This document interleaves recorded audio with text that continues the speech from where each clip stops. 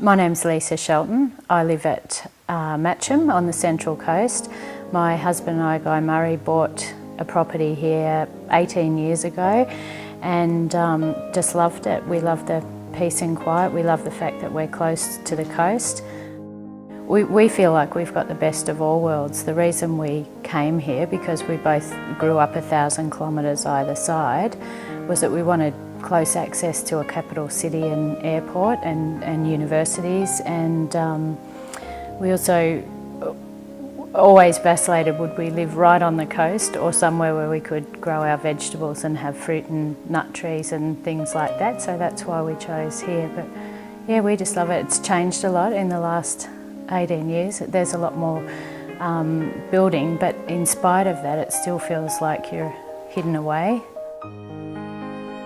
When we came here we purchased a practice and we've worked in that practice ever since. That's Erina Chiropractic Centre. Both Guy and I are chiropractors.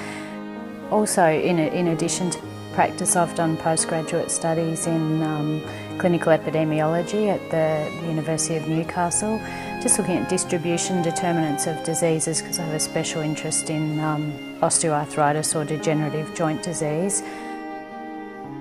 Just my personal philosophy is always try and make a difference on a local level and on a more global level, because I think the bigger your vision, the bigger difference that you make over time, or the more capacity you have to learn and grow.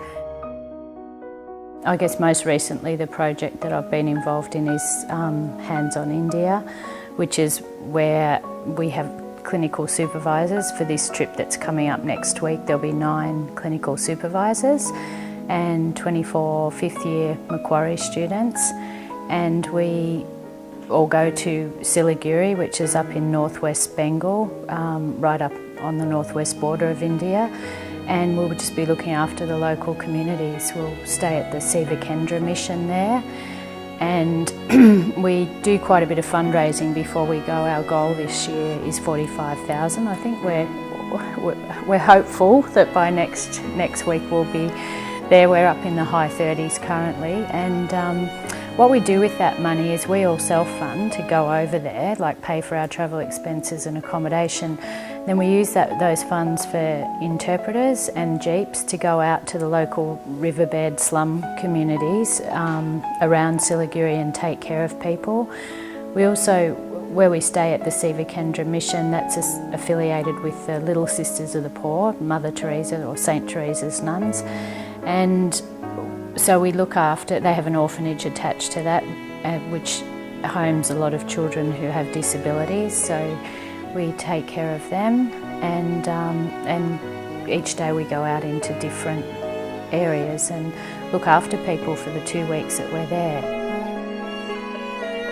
I feel particularly inspired by Mother Teresa, in that she was one person who just had a very clear vision about serving her fellow man, and as a result of that has made such a phenomenal difference, you know, on a world level. So I think it's just about being the best you can within your community, and if there was more of that orientation in community, I think we'd have a much happier world. It's essential to have a sense of community, and it can manifest in a lot of different ways. Like it can be your very local community.